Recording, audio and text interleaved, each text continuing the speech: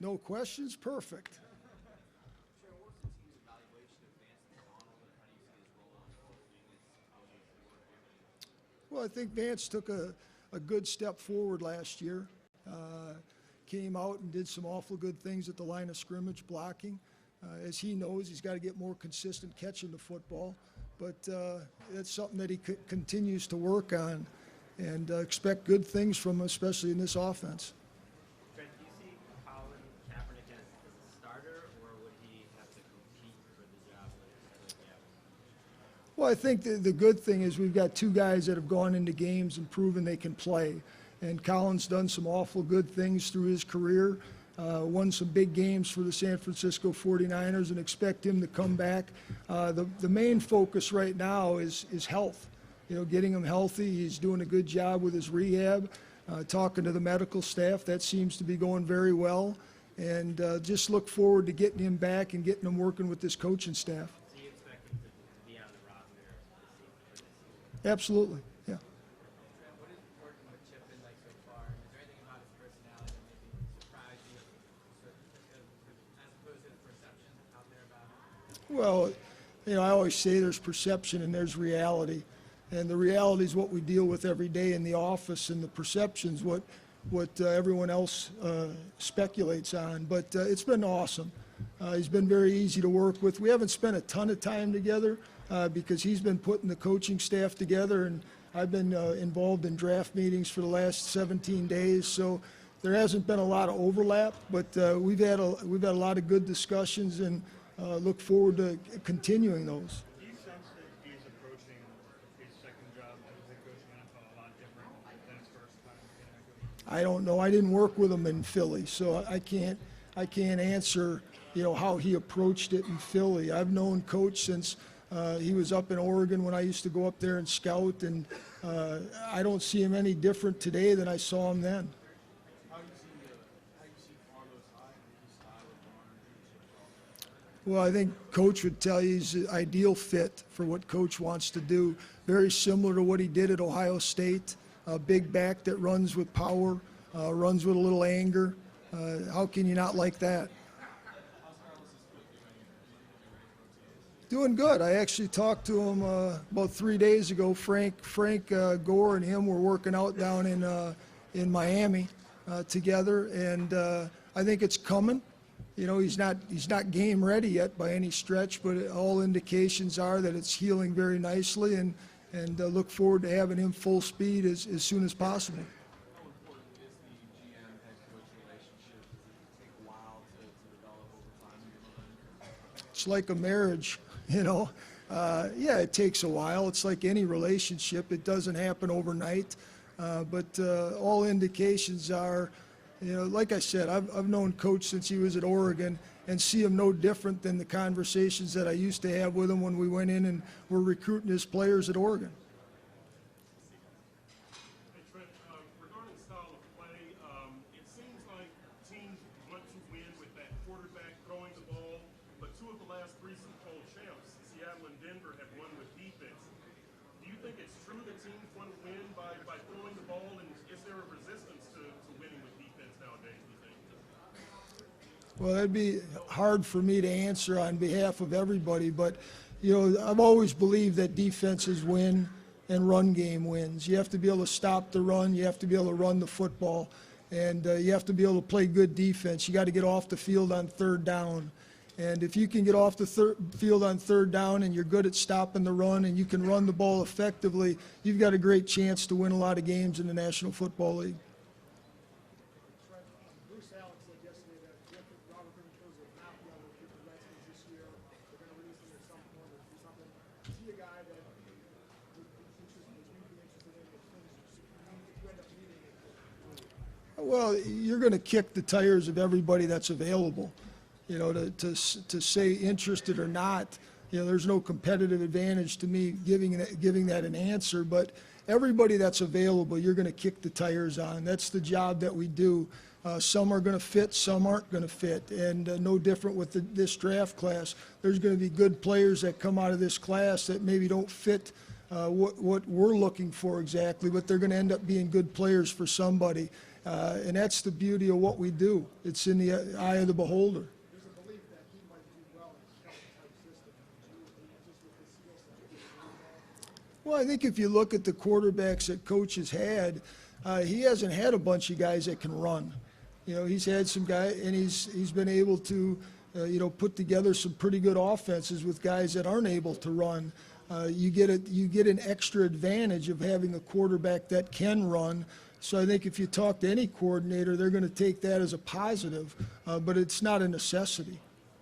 Trent, when Chip was in Philadelphia, he had certain prototypes and measurables on a lot of different positions that his scouts then took when they went on the road to scout people.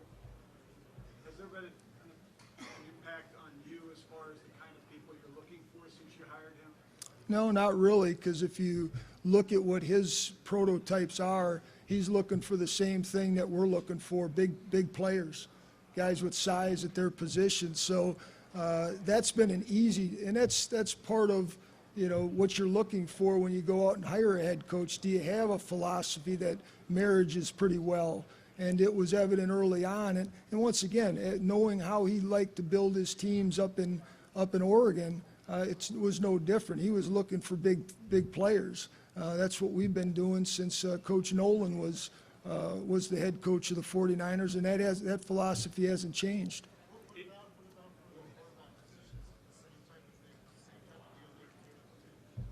Well, quarterback, they come in all different shapes and sizes. If you had Drew Brees, you'd feel pretty good, right? I mean, so I don't know that you can pigeonhole any one position. There's exceptions at every position. We prefer big, but does that mean that we're not going to make an exception? No. We'll look at every player and give them a value and make a decision, whether it's the draft or free agency, and try to get the best 53 we can. Is it becoming more difficult to find tight ends because so many college teams run spread, or is that not really an issue, do you think? Well, I think it's like O-linemen.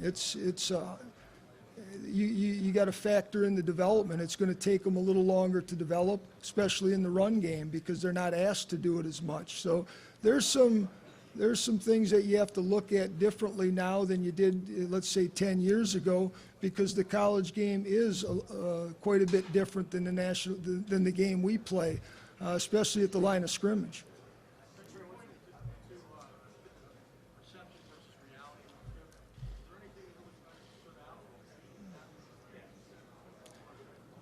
That not really stood out. I mean, he's got an easy personality, for us to deal with internally. Now, whether that's with the media or not, that's for you guys and gals to decide. But it's been an easy transition.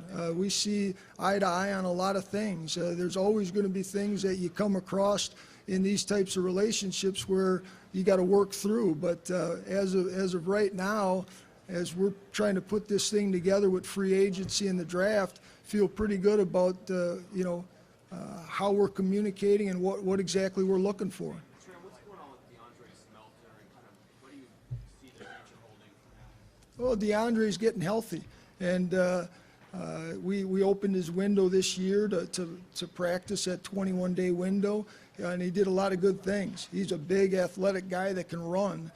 Got huge hands, big catch radius. He's a pro's pro. He approached it from day one like you want a pro to do it. So we expect good things from him.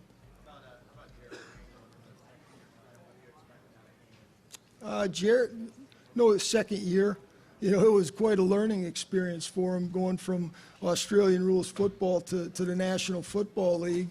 I think if you asked him, he'd tell you his eyes got open pretty quick. It's especially when you go from preseason games to the regular season games, just the difference in tempo and everything that goes with that. So learned a lot, did some good things for us, and expecting him to come back and have a better feel for the game.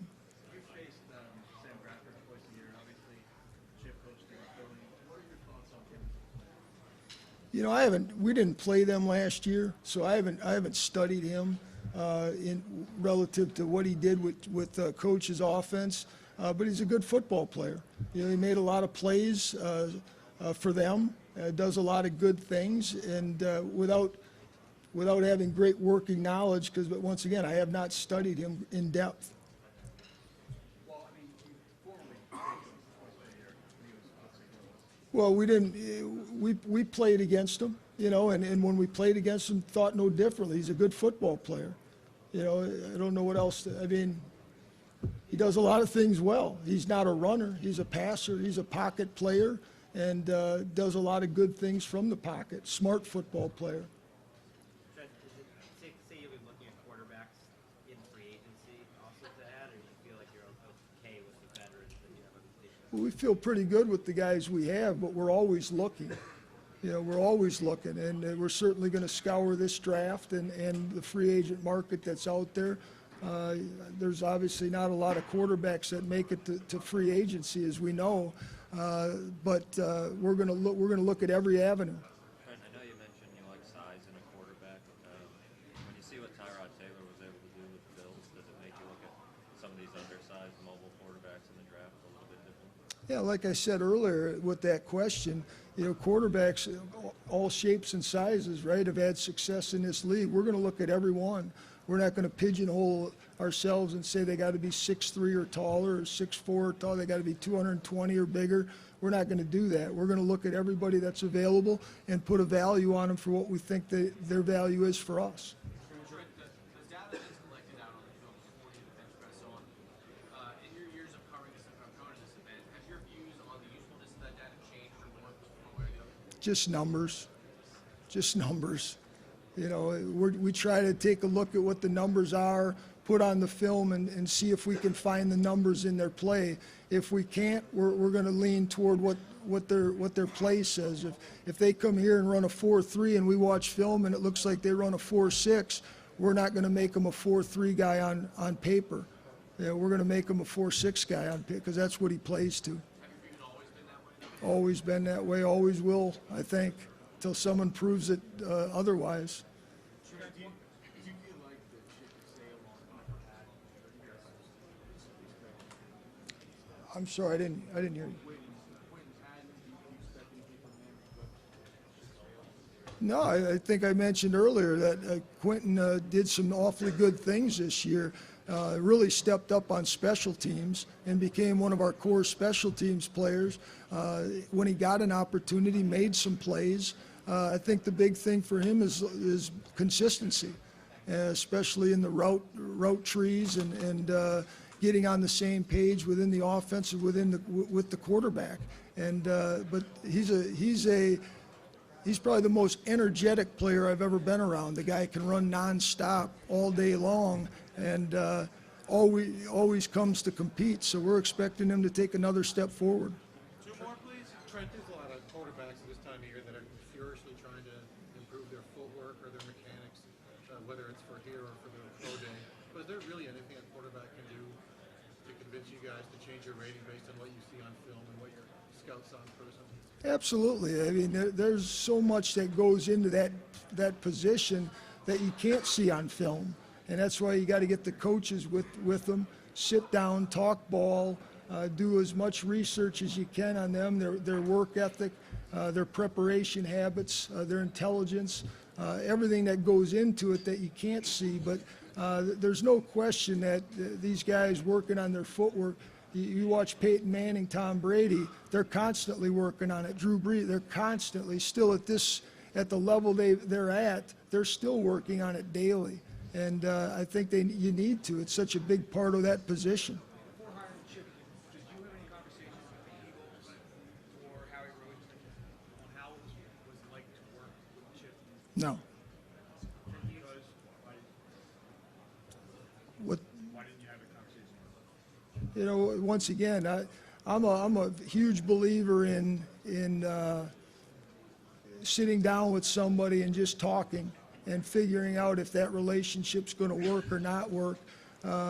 We all run into people that other people don't like, and you know, you sit down and all of a sudden you have a pretty good relationship and pretty good communication back and forth. So I knew what was out there, what was being said, and that I think as we all did. But that really didn't play into our decision at all. Obviously, we moved forward. Actions, there's